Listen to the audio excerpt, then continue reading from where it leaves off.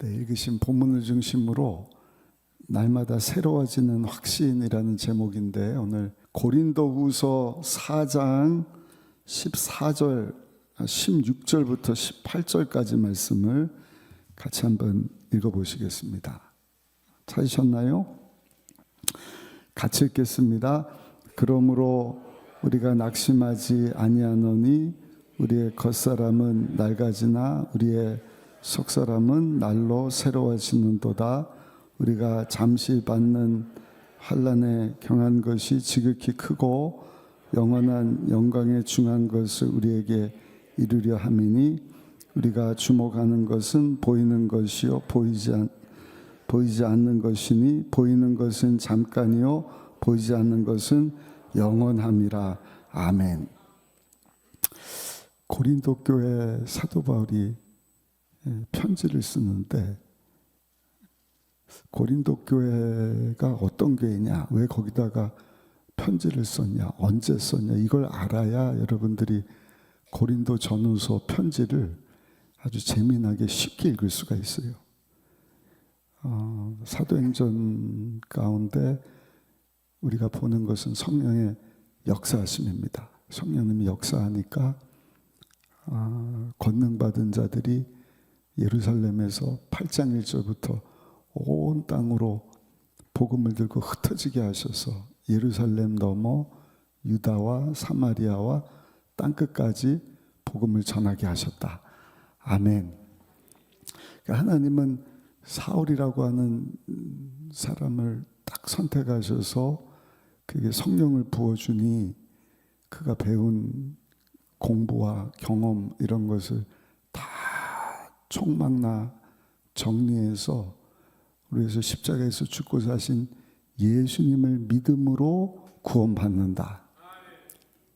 믿음으로만 의롭게 된다. 이신칭의. 그를 깨달은 마르틴 루터가 종교개혁을 일으켰고요. 여러분, 이 복음은 오늘까지도 유효한 줄로 믿습니다. 그래서 사도 바울을 통하여서 1차 선교여행이 이렇게 이루어지고, 예루살렘 교회는 이제 많이 어려움을 겪고, 그 선교를 어디서 하느냐, 예루살렘 위에 그 루시아 안디옥이라고 하는 데서 그 복음 선교를 시작을 합니다. 그래서 안디옥 교회가 참 많잖아요. 그리고 이 중간에 터키 가운데 좀더 BCD 안디옥이라는 데가 있는데, 아무튼 안디옥 교회에서 바울과 바나바를 통해서 선교사를 사역을 하도록 하는데, 바나바는 그 1차 선교행 갔다가 그 마가가, 그 마가 다락방이 그 엄마 아빠 집이잖아요. 그러니까 뭐가 힘들었는지 유대인이니까 사도 바울이 막 강력하게 할래 이런 게 아니라 예수를 믿음으로만 구원받는다 하는 것 때문에 뭐가 안 맞았는지 중간에 돌아와 버려요. 사도 바울이 있을 수 없는 것이다. 그래서 2차 선교여행 때는 그 바나바는 마가와 함께 이제는 선교여행을 가는데, 그 내용이 구체적으로 나와 있지 않고 대부분이 의사였던 누가가 누가복음과 함께 사도행전을 기록했거든요. 그 사도 바울의 그 1차 선교여행, 2차 선교여행, 그 사도 바울이 2차 때 저 쭉쭉쭉쭉 그 터키, 우리 나중에 한번 터키 가면 참 좋겠다 이런 생각을 가져봐요. 아멘도 없으시고 사진들이 지도 좀 보고 하면 재밌을 텐데, 그 예루살렘 이쪽은 다 뭐 그렇다더라. 그 상술적인 게 있어갖고요. 사우디 선교사님도 와갖고 우리가 알고 있는 그 모세 여정이 애굽 쪽이 아니라 사우디 쪽이다. 예전에 떨기나무 책 그 기억나십니까?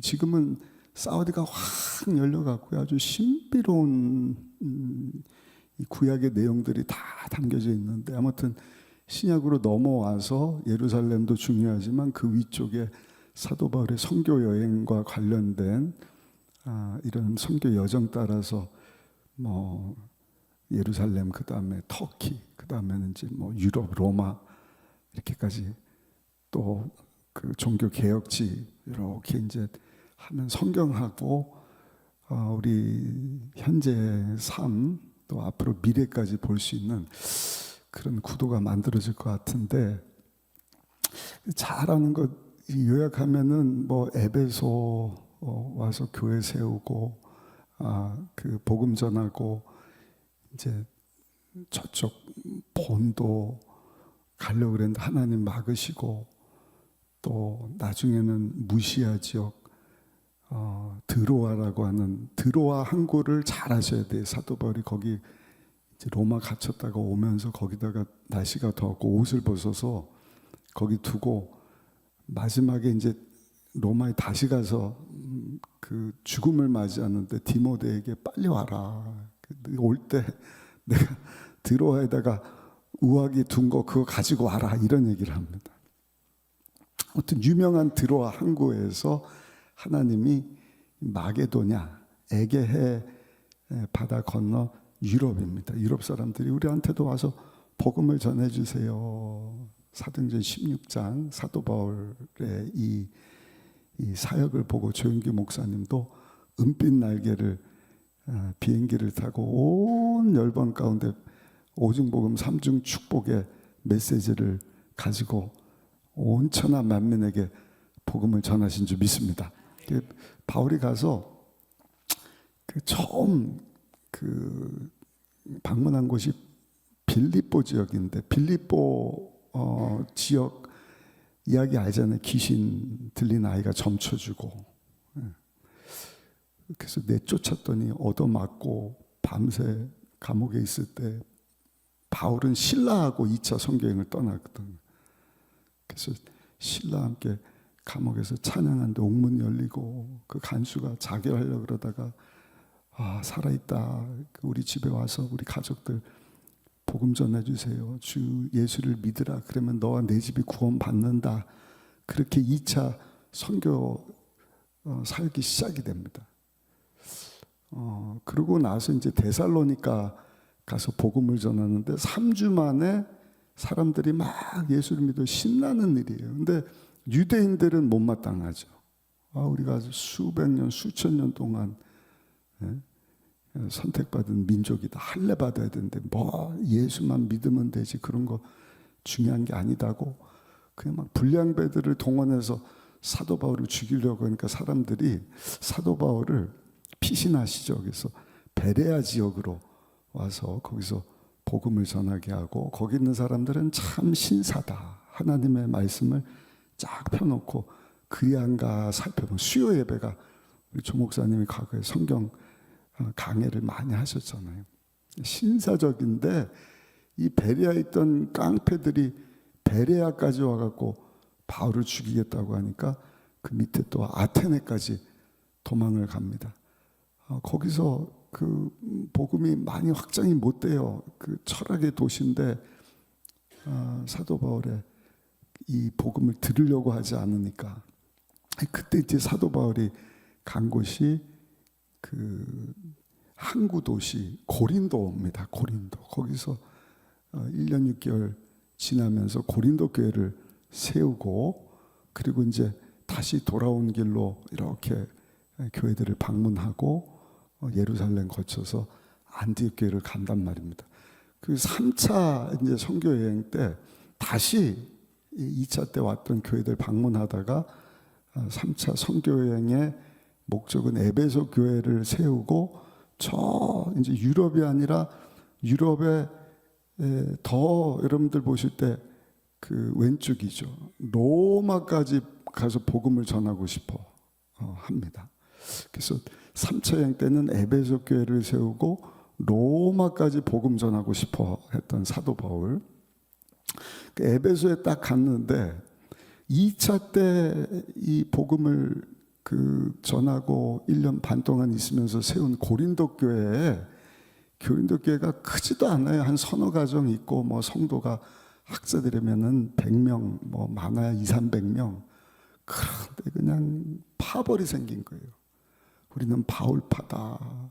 무슨 얘기냐? 아볼로 목사님이 있으니까 아볼로파다. 아니다, 우리는 게바파다, 베드로파다. 그랬더니 아니다, 우리는 예수파다. 그 전에 이제 고린도 전전서라고 성경으로 남아있지는 않는데 그 편지를 통해서 이 고린도 교회 사람들에게 편지한 내용이 있습니다.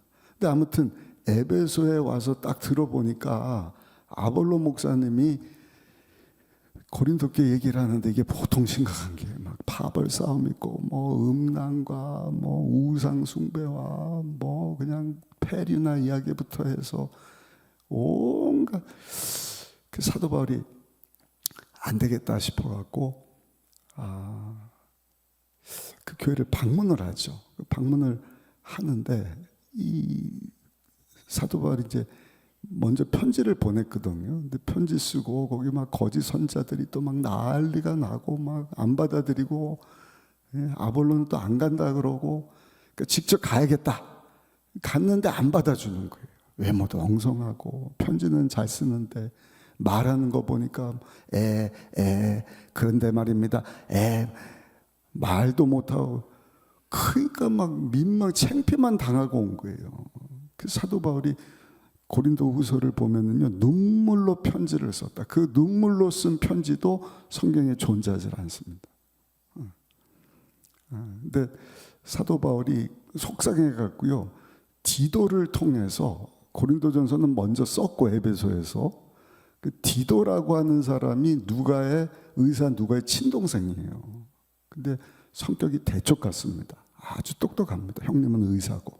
누가복음에 보면 누가나 디도에 대한 이야기가 나오지는 않고 나중에 이제 디도서 사도 바울이 그레데 섬에 있던 디도에게 편지 쓴 것이 디도서가 되는데 디도를 부르는 거예요. 야, 이 엄청난 이 문제 많은 교회는 아볼로도 안 가겠고 내가 갔다 오니까 너 같은 사람이 가서 문제 해결해야겠다. 그래요. 저야 뭐 스승님이 말씀만 하시면 제가 감당하겠습니다. 그 편지를 보냈는데 아주 그냥 좀 심하게 썼나 봐요.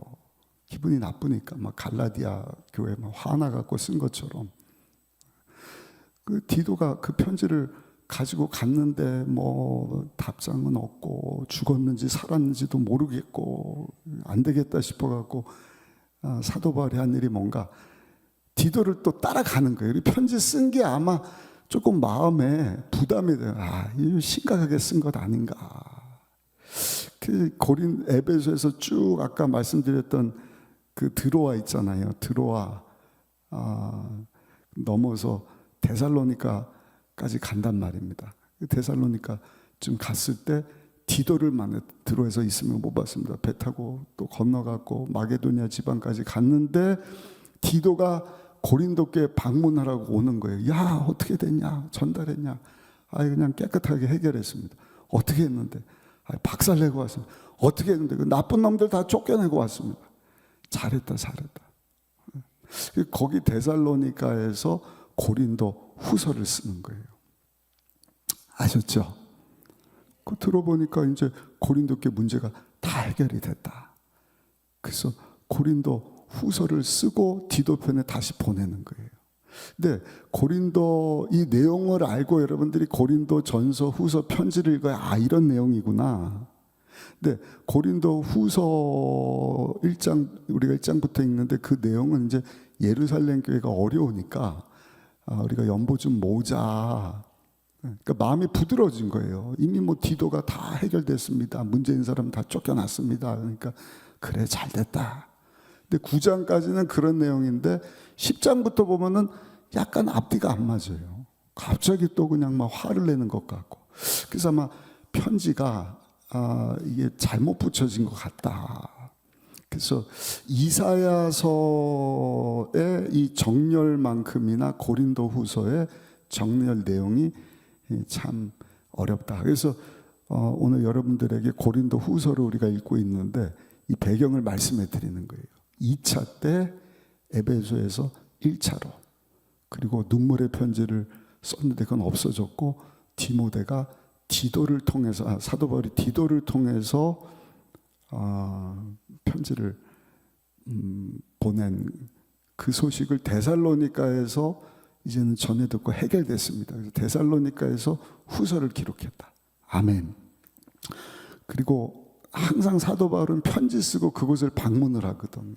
그래서 고린도 교회 다시 가서 한 3개월 있으면서 로마 교회 편지를 쓴 게 로마서가 되는 거예요. 할렐루야. 그러니까 항상 편지를 쓰고 방문을 합니다.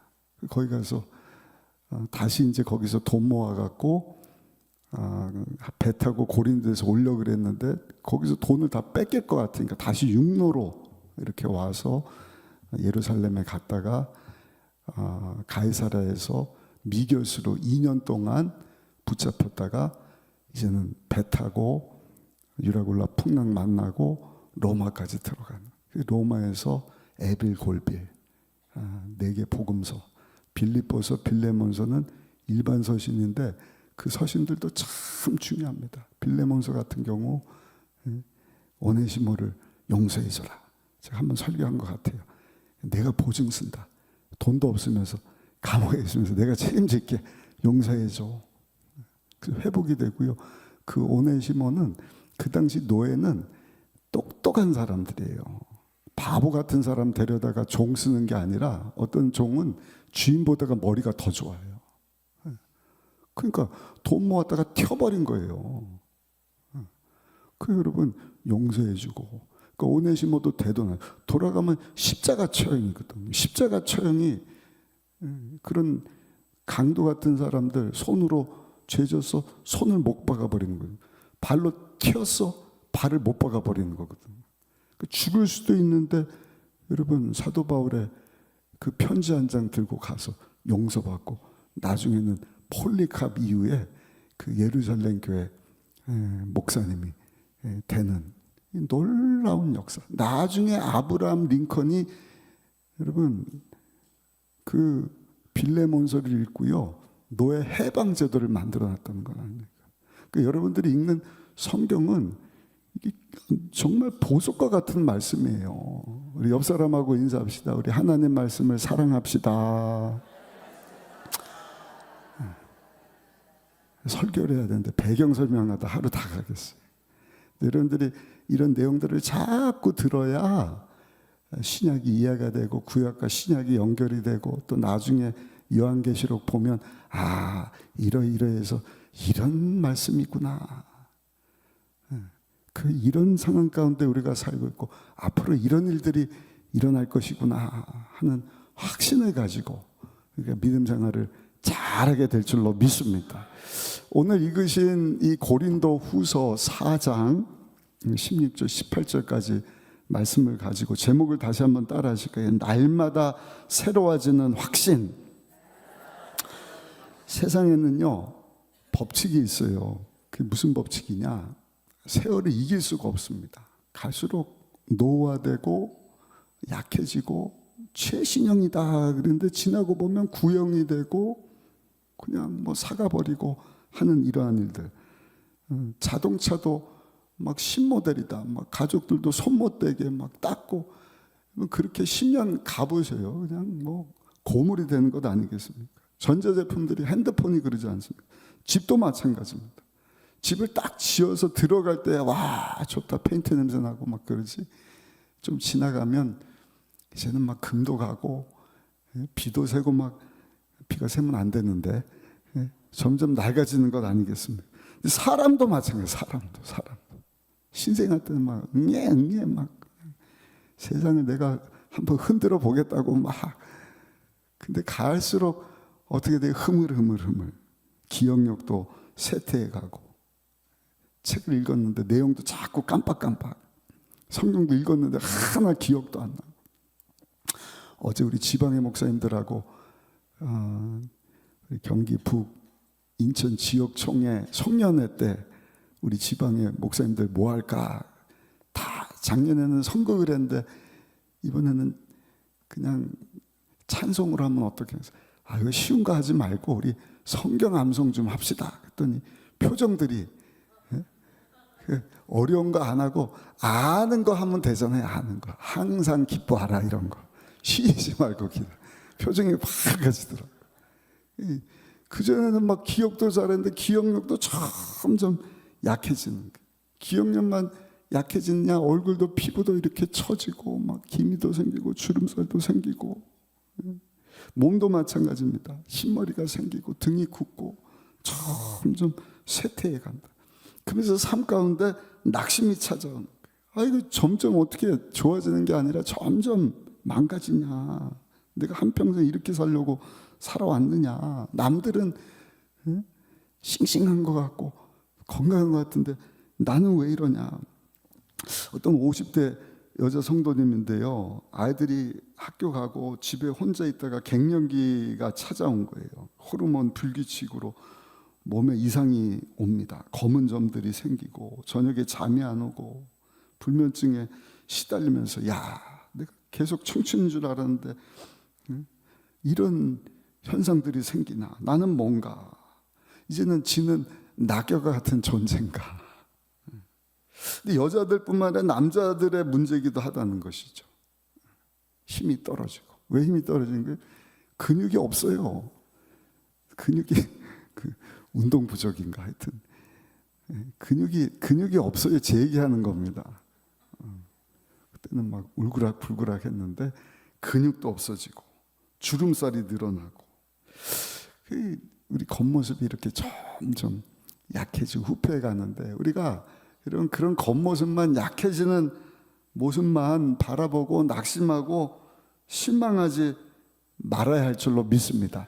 성경을 보면 우리 사람을 구분하는데 3분법이냐 2분법이냐 영과 혼과 육이냐 아니면 영혼과 육이냐 이 두 가지가 다 나와요. 그래서 데살로니가서 5장 23절에 보면 영과 혼과 육을 구분을 합니다. 너희의 온 영과 혼과 몸이 우리 주 예수 그리스도께서 강림하실 때 흠없게 보존되기를 원하노라. 아멘. 유대인들의 사상은 이제 부활하면 그 사람들은 우리 영혼이 몸에 갇혀 있다 생각을 하는 거예요.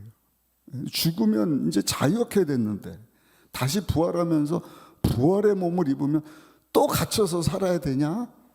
뭐 이런 문제 때문에 사도 바울이 영혼, 육 이렇게 구분해서 얘기를 하는데 오늘 읽으신 본문을 보면 이분법으로 설명을 해요. 우리 16절을 한번 읽어보겠습니다. 16절 말씀 같이 읽어보겠습니다. 그러므로 우리가 낙심하지 아니하노니 우리의 겉사람은 낡아지나 우리의 속사람은 날로 새로워지도다. 아멘. 우리 육은 겉사람 점점 어떻게 되는 거예요? 낡아지는 것입니다. 그런데 우리의 속사람, 우리의 영혼은 점점 새로워지는도다. 할렐루야. 저 여러분들은요 그냥 한번 쓰다가 번드르하게 유년 시절 건강하게 예쁘게 지나다가 낡아갖고 후패했으니까 고물처럼 내다 버리는 존재가 아니라는 거예요. 왜냐하면 우리의 속사람은 점점 새로워지고 점점 강건해지기 때문이다. 아멘.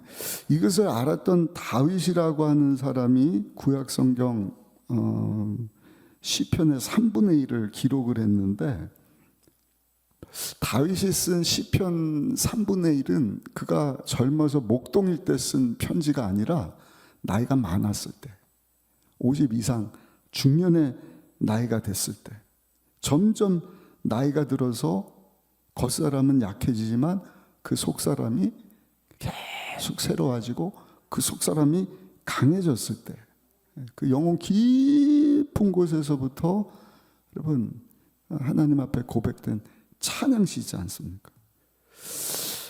그의 시편 기록을 보면 다윗이라고 하는 사람은 어떻게 된 것이 나이가 들었는데도 그 속사람이 점점 강해지는 거예요.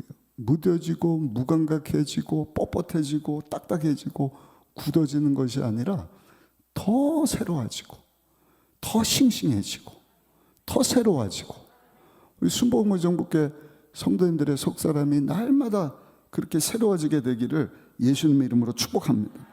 그래서 고백을 하잖아요. 야훼는 나의 목자시니 내게 부족함이 없으리로다. 그가 나를 푸른 풀밭에 누이시며 쉴만한 물가로 인도하신도다. 내가 사망의 음침한 골짜기로 다닐지라도 해를 두려워하지 않을 것은 주께서 나와 함께 하십니다. 내 원수의 목전에서, 원수가 없는 때가 아니라 원수가 많은 때지만 그 속사람이 강해지니까, 하나님에 대한 여러분 믿음이 확실해지니까, 하나님은 나를 원수 앞에서 상을 차려주시고 내 머리에 기름을 부어주셔서 내 잔은 넘쳐납니다. 할렐루야. 노년이 다 됐으니까 나는 다 말라 비틀어졌어. 뻣뻣해. 쇠퇴하고 보잘것없고 주름 등 긋고 뭐 이빨 빠지고 흰머리 있고, 이게 아니라 내 심령은, 속사람은 더 싱싱하고 더 새롭고 더 건강해졌다. 사도 베드로에 관한 문헌도 보면은요, 노년에 가서 베드로가 얼마나 혈기왕성했습니까? 근데 노년의 그 신앙의 모습을 보면 그 속사람이 참 견고하고 믿음에 선 것을 보는데, 생키비치라고 하는 사람이 쓴 코바디스 도미네, 주여 어디로 가나이까 라고 하는 책에 보면 사도 베드로가 로마 황제 박해 가운데 이제 교회가 다 불타 버리게 되지 않습니까? 사도 바울도 그 3차 선교행 때 로마에 가서 2년 있으면서 4개 편지를 쓰는데 풀려나요. 풀려나서 에베소교회 방문을 하고 그 그레데 섬에 디도를 남겨두고, 그래서 에베소서에 와서 야, 내가 생각해보다 예수님이 더디 오실 것 같다. 그래서 교회 조직 장로 집사 세우라 디모데에게 부탁한 게 디모데 전서입니다. 그리고 그레데 섬 사람들은 섬 사람을 굉장히 거칠거든. 그러니까 아까 말씀대로 대쪽 같은 디도가 가서 복음을 전하는데 디도에게 디도서를 기록을 합니다. 그리고 내려와서 그 고린도 지역에 있다가 지금 말씀드린 이 네로 황제가 그때 완전 미쳐버렸어요. 그러니까 뭐 가택, 연금 이런 게 없어요. 수소문하니까 막 유대인들이 모일 때마다 사도발 붙잡아 처형이다.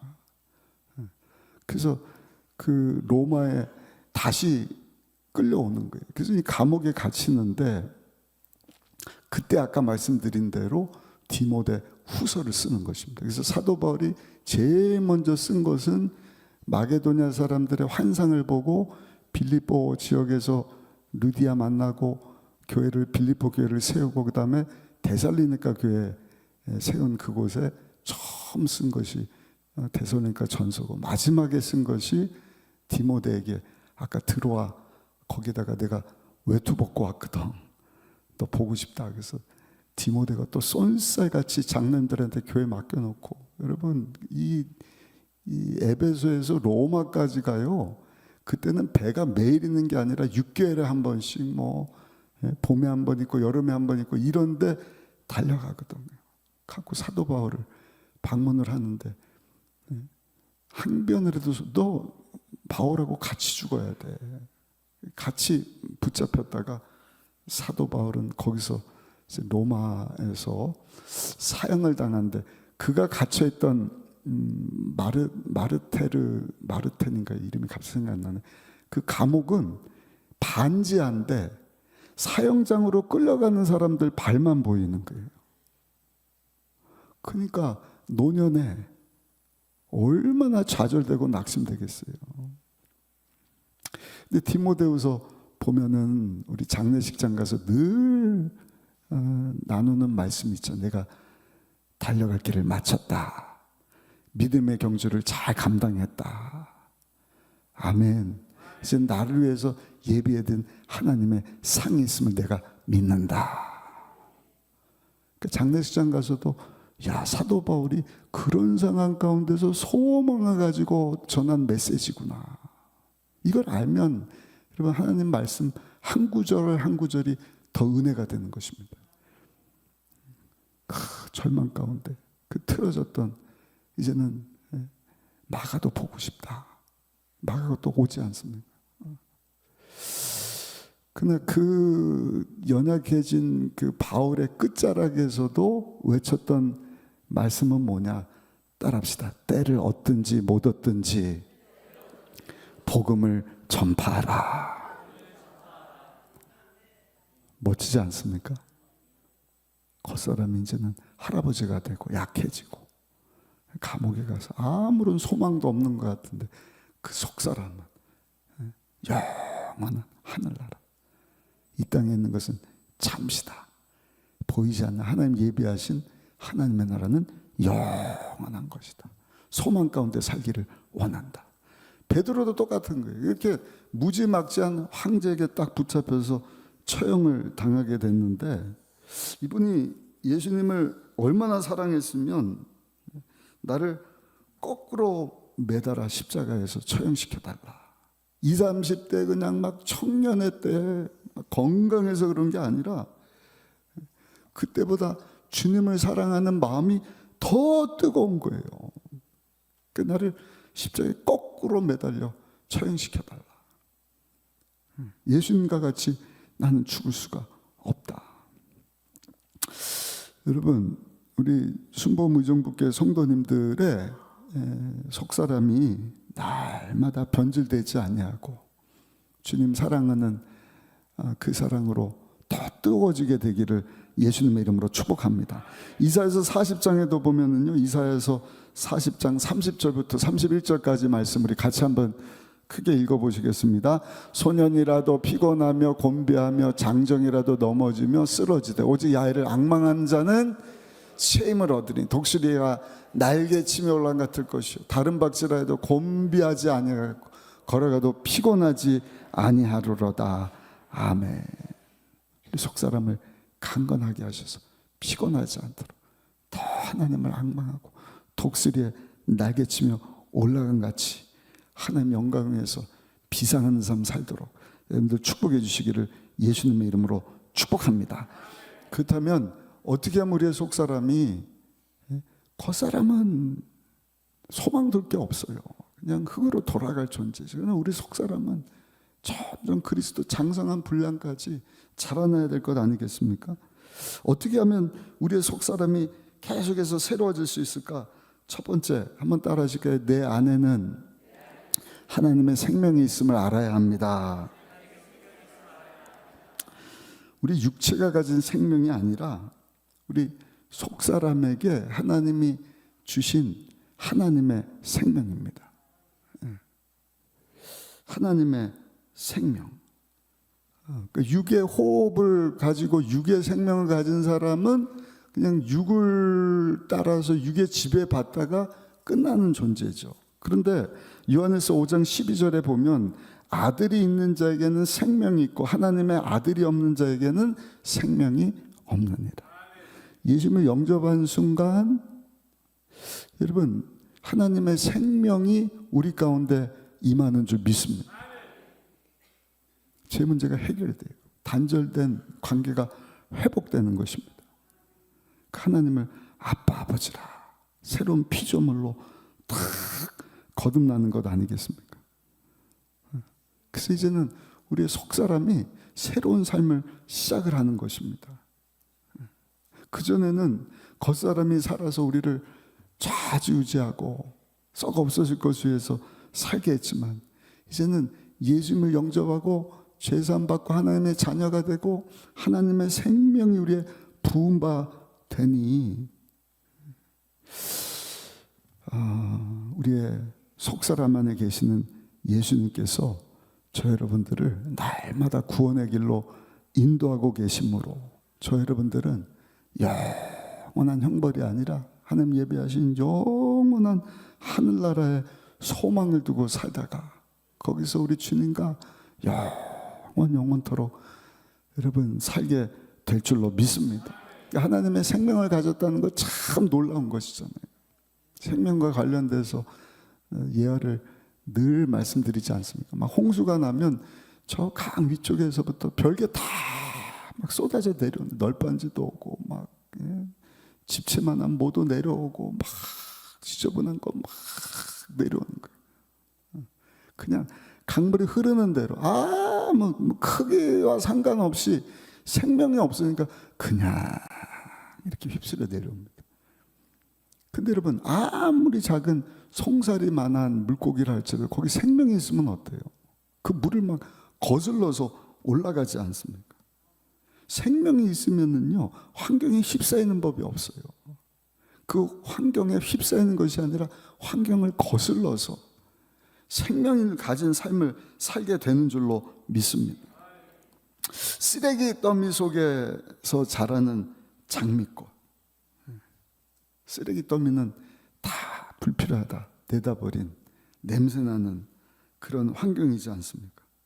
그럼에도 불구하고 우리 예수님이 공급하신 하나님의 생명이 우리에게 있다고 한다면 우리 주님께로부터 우리가 자양분을 공급받는 거예요. 그 장미꽃처럼 꽃을 피울 수 있는 것입니다. 그래서 고린도후서 2장 15절 16절에 보시면 사망의 냄새를 내는 자가 아니라 그리스도의 생명의 냄새를 바라는 그리스도의 향기다. 우리 같이 한번 읽어보겠습니다. 15절 16절 말씀. 우리는 구원받는 자들에게나 망하는 자들에게나 하나님 앞에서 그리스도의 향기니 이 사람에게는 사망으로부터 사망에 이르는 냄새요 저 사람에게는 생명으로부터 생명에 이르는 냄새라. 누가 이를 감당하리요.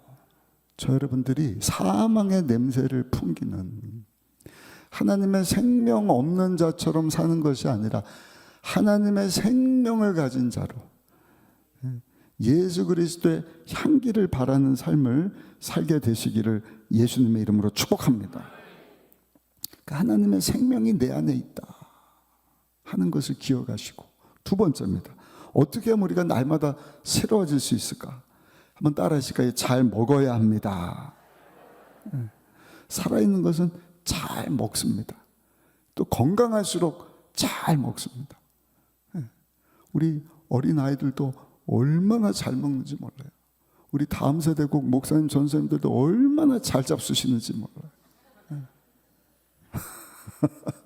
건강하기 때문이에요. 아멘. 할 일이 많기 때문에. 목사님, 전사님 드신 걸 못 본 분들은 무슨 얘기야 이러는 것 같은데 대접 한번 해보셔요. 한 2, 3인분 기본입니다. 건강하니까, 살아있으니까. 근데 여러분, 겉사람만 살아있다고 한다면 썩어 없어질 것만을 우리가 먹겠죠. 그러나 우리 속사람이 하나님의 생명을 가졌다고 한다면 우리의 생명을 살리는 양식도 우리가 잘 먹어야 되는데, 우리의 영혼을 건강하게 하고 그 생명을 정말 계속 싱싱하게 유지하는 영적인 음식은 뭔가? 그것은 다른 것이 아니라 하나님의 입에서부터 나오는 하나님의 말씀인 줄로 믿습니다. 예수님께서 말씀하신 대로 사람은 떡으로만 사는 게 아니다. 비오스 생명을 위해서만 먹고 마시는 것이 아니라 하나님 입에서 나오는 모든 말씀으로 말미암느니라. 할렐루야. 그 은혜 처음 딱 받으면, 야, 이 사람은 하나님 생명 가진 사람이구나. 어떻게 하는지 아세요? 하나님 말씀이 그렇게 사모가 돼요. 그래서 여러분들, 제가 여러 번 말씀드렸잖아요. 제가 대학생 때 이제 제대로 회심을 했어요. 제 삶 하나님 앞에 드리고 주님에서 살아야겠다. 제 속사람이 하나님의 생명으로 다 거듭나니까요, 생명의 양식이 그리워지는데, 대학생인데 신학생도 아닌데 여러분, 목사님, 전사님보다 성경을 더 많이 봤다니까요. 몇 번을 본지 뭐 시험 전에도 그냥 막. 오늘을 사는 우리도 똑같다고 생각을 합니다. 스스로에게 점검해 보세요.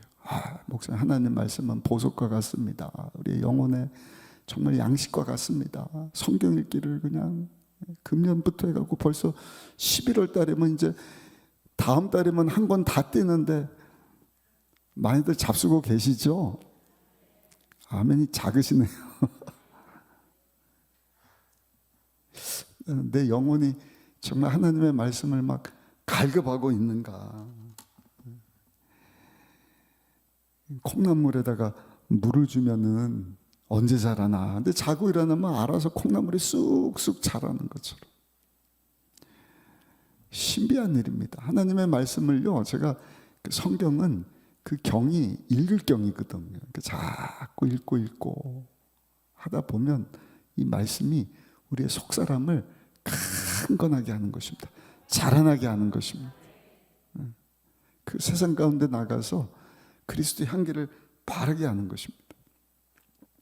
그 내 안에 하나님의 생명이 있다. 아멘. 또 한 가지, 내 이 속사람을 건강하기 위해서 필요한 것이 육을 위해서 음식을 먹듯이 하나님의 말씀을 먹어야 된다. 아멘. 집에서도 읽고 교회에서도 사모하고. 그래서 저는 하나님 말씀 들으면서 조는 분들 보면 이해가 안 가요. 두 가지거든요. 정말 피곤하면 잘 수밖에 없어요. 근데 잘 자고 왔는데도 다른 거 할 때는 멀뚱멀뚱하다가 자, 오늘 말씀 전합니다. 그럼 이분은 속사람이 지금. 그런 분들은 그 죽을 잡수셔야 되나. 하여튼 허약해졌구나. 정신 똑바로 차리셔야 돼요. 자다가도 하나님 말씀 되면 우리 속사람이 하나님 생명 가진 영혼이 반응을 해야죠. 와, 어떤 말씀 주시나. 오늘은 부패를 주셨네. 오늘은 한식을 주셨네.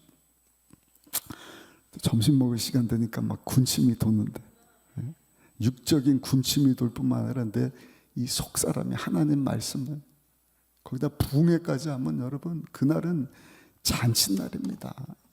와고 그냥 막 30분 전부터 와서 기도로 준비하고 사모하고, 우리 이용훈 목사님 오셔갖고도 막 얼마나 좋았는지, 우리 성도님도 좋지만 우리 이용훈 목사님과 여기 오셨던 강 목사님이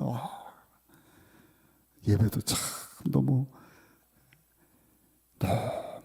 순서 맡은 분들, 찬양부터 우리 성도님들 요즘 주일날 그렇게 많이 안 모인대요. 그날 또 추수감사주 아침부터 다 드렸는데 저 2층까지 그냥 보기 좋게 꽉 차서 예배드리는, 얼마나 감사한지 모르겠어요. 우리 교회 성도님들의 이 속사람이 건강하고 살아있다는 증거인 줄로 믿습니다.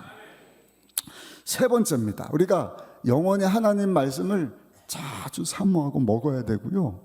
그 다음에 세 번째, 우리의 속사람이 날마다 새로워지려면 영적인 운동을 해야 돼요. 할렐루야. 육적으로도 운동을 해야 되잖아요. 누가 저한테 영상을 하나 보내주셨어요. 운동 안 하고도 건강해질 수 있는 법. 뭔가 봤더니 그 뜨거운 물하고 그 물하고 50대 50 섞어서 미지근한 물을 수시로 먹으면 혈액순환이 잘 돼서 운동 안 하고도 건강해질 수 있다. 나이가 드니까 뭐 그런 것도 이제 막 보내주시더라고요. 못 알아듣는 분들은 무슨 얘기인가? 제가 나이가 들어가나 봐요. 그전에 절대 뭐 건강해지는 법, 뭐 운동 안 하고도 이런 거 안 알려줬거든. 근데 미지근한 물 마셔라. 제가 아이스 커피를 좋아하는데 목사님 이제 아이스 커피 드시면 안 됩니다. 그리고 또 한 가지가 목을 따뜻하게 해야 된다. 옛날부터 머리가 하늘이고 몸이 땅이래요. 그럼 목은 뭐냐? 땅과 하늘 사이에 사는 사람이 목이랍니다. 그래서 이 목을 보호해야 된다. 오늘도 날씨가 굉장히 춥던데 앞으로는 목도리를 좀 하고 다니셔요. 저도 강대상에 여기 목도리 하고 나오면 목사님이 건강하려고 있구나. 그리고 발을 따뜻하게 해줘야 된다. 그리고 잠을 8시간은 자줘야 되는데 11시부터 3시까지는 무조건 자야 된다. 그리고 또 한 가지는 침이 생명수랍니다. 침. 그래서 혀를 가지고 이를 이렇게 아래로 닦아주면 침이 나오는데 그 침을 우리가 먹으면 건강해진다. 여러분, 우리가 이렇게 건강 관련해서 건강해지기 위해서 또 신진대사를 따뜻하게 할 때 우리 육이 건강해지고 병균이 들어올 수 없는 것처럼, 그럼 우울증도 떠나가는 거예요. 소화불량도 물러가는 것입니다. 면역체계도 막 증가돼 갖고요. 겨울을 지나면서도 감기도 걸리지 마시고, 아멘. 걸린 병도 이번 겨울에 그냥 다 치료 받으시기를 예수님 이름으로 축복합니다. 여러분들 오늘 속사람 얘기를 하지만 겉사람도 하여튼 튼튼해지셔야 돼요.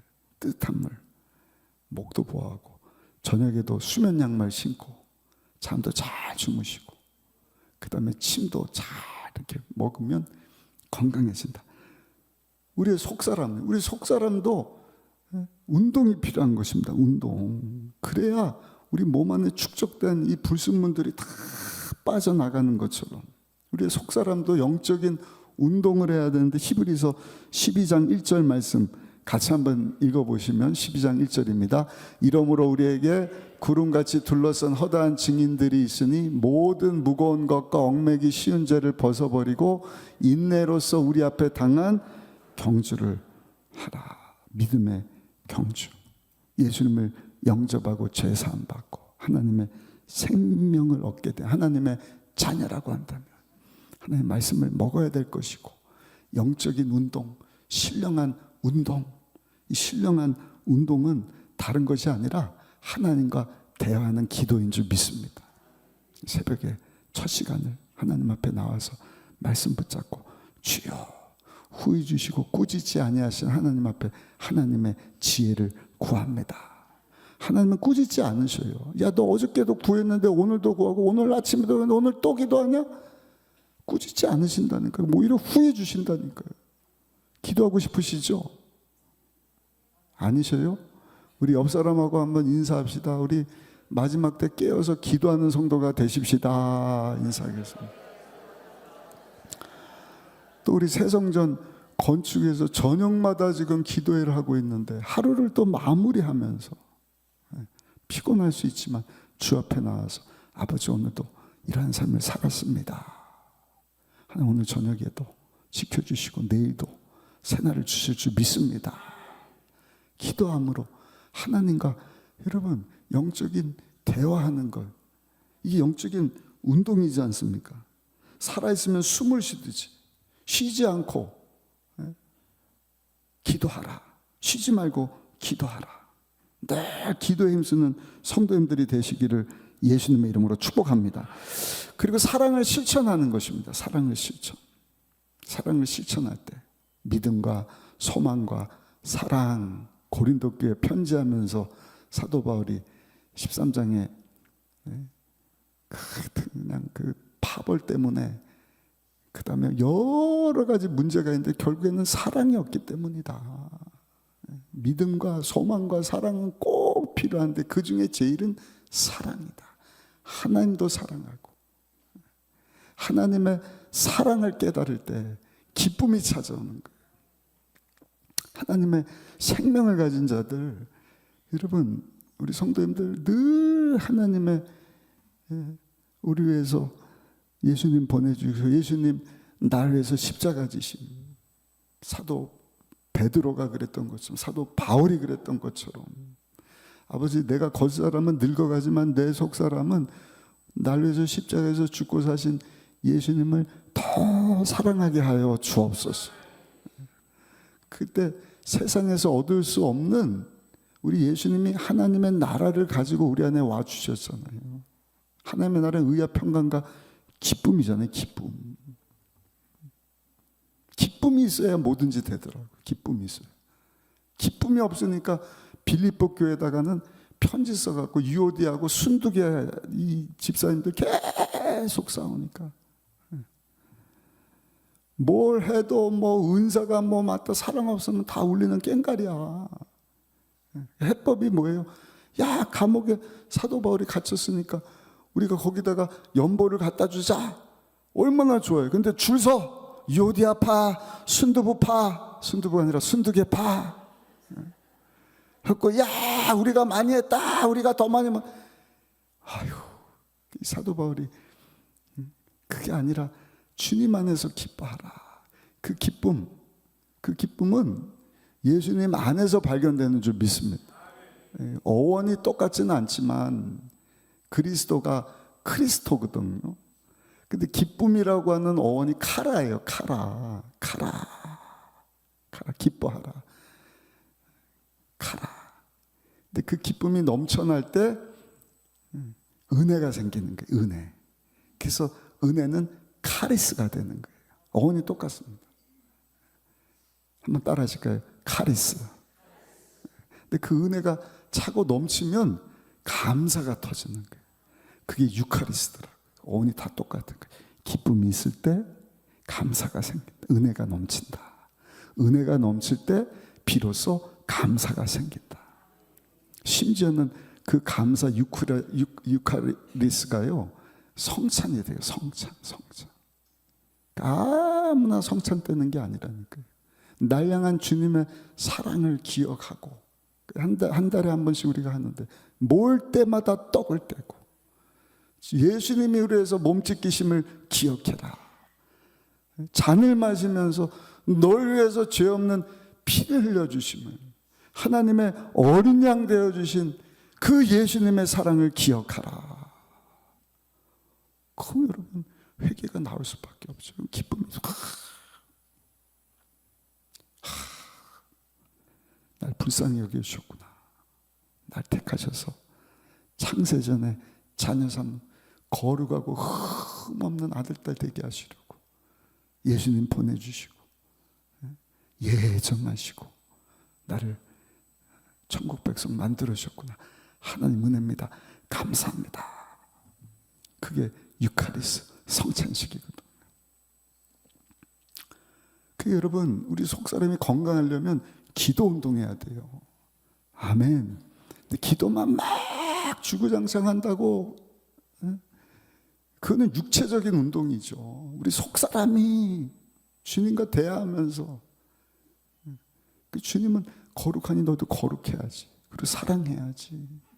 사랑을 실천하는 것입니다. 근데 실천하다 보면 다른 사람들에게, 여러분, 사랑을 실천하다 보면 거기 기쁨이 있는 게, 주는 자도 기쁘고 받는 자도 기쁘고, 그러면 거기서 또 여러분 은혜가 넘쳐나고 감사가 넘쳐나고 성찬이 그리스도와의 교제가 이루어지고, 할렐루야.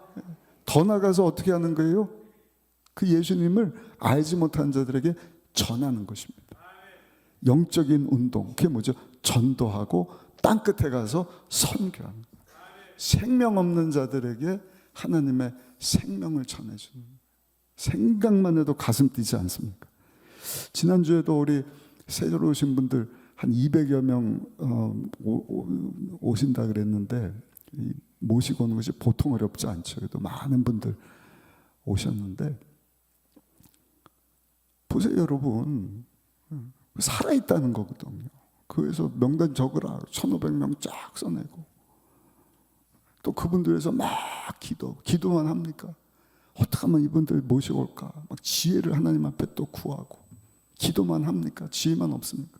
시간을 계산을 해갖고 연락을 하고, 전날도 연락하고 그날도 연락하고 아침에도 연락하고 점심에도 연락하고, 오늘 3시 반이야 기억해. 안 온다 그러면 또 가서 막 끌고 오고, 막 점심까지 세주고, 끝나고 저녁 식사가 없으니까 우리 장로님이 그러더라고요. 5분인가 모시고 왔는데 끝나고 다 식사 대접해 주셨다고. 그러면서 우리의 속사람이 점점 건강해지는 것입니다. 할렐루야. 하나님께 헌금을 바치는 것도 마찬가지예요. 하나님 앞에 그냥 커피값 내듯이 5,000원, 10,000원, 그것도 감사한 마음으로 하나님 앞에 드리는 귀한 물질이지만, 거기다 공 하나를 더 붙였다, 공이 2개가 붙였다, 100만 원, 1,000만 원, 아멘 나올 때까지 할 거예요. 1억, 10억, 집 한 채, 100억. 아멘 소리만 커지는 것이 아니라 가슴이 벌렁벌렁 되는 거예요. 네? 속사람이 막 가슴 뛰는 거예요. 설레는 거예요. 와. 보통 믿음이 아니거든요. 하나님 앞에 최고의 감사를 드리면 하나님께서 또 큰 은혜를 베풀어 주셔서 우리의 속사람이, 여러분 계속 강건케 되기를 예수님의 이름으로 축복합니다. 생명은요, 잘 들으셔요. 생명은 움직이지 않으면 고여버리게 된다. 고이면 어떻게 돼요? 썩게 되는 것입니다. 신앙도 똑같다는 거예요. 잘 들으세요. 내가 신앙사 5년 했다, 10년 됐다, 30년 됐다. 그래요? 잘 들어보세요. 움직이지 않으면 나타나는 세 가지 현상. 첫 번째, 굳어간다. 겉사람만 굳어가는 것이 아니라 속사람이 운동을 하지 않으면 굳어간다. 두 번째, 성장을 멈춘다. 겉사람은 멈추지만 속사람은 분명하잖아요. 그리스도의 장성한 분량까지 우리는 자라나기를 예수님 이름으로 축복합니다. 세 번째가 안타까운 것이에요. 세 번째, 움직이지 않으면 성장도 멈추고 굳어갈 뿐만 아니라 썩어서 냄새가 난다. 그리스도의 향기를 바라야 되는데 말씀도 못 먹고 기도도 안 하고 사랑도 실천 안 하고 물질에도 인색하고 어떻게 되냐, 굳어가고 움직이지 못하니까 자라나지도 못하고 쪼그라들어서 나중에는 썩어갖고 막 냄새가 나는 성도는 우리에게 한 분도 없을지어다. 아멘 안 한 분들은 뭐예요? 한 분도 없는 줄로 믿습니다. 그래서 우리의 신앙은요, 날마다 새로워지는 것입니다. 겉사람은 점점 후퇴하고 약해지고 어쩔 수가 없어요. 그러나 우리의 속사람은 날마다 새로워지는도다. 이 말씀 붙잡고 마지막 때 여기 뭐 우리 성도님들 고린도 전서, 고린도 후서 읽으면서 주신 이 메시지. 고린도 교회 작지도 않은, 크지도 않은 교회예요. 근데 거기서 그냥 속사람이 병이 드니까 막 온갖 문제들이 많이 생기지 않습니까?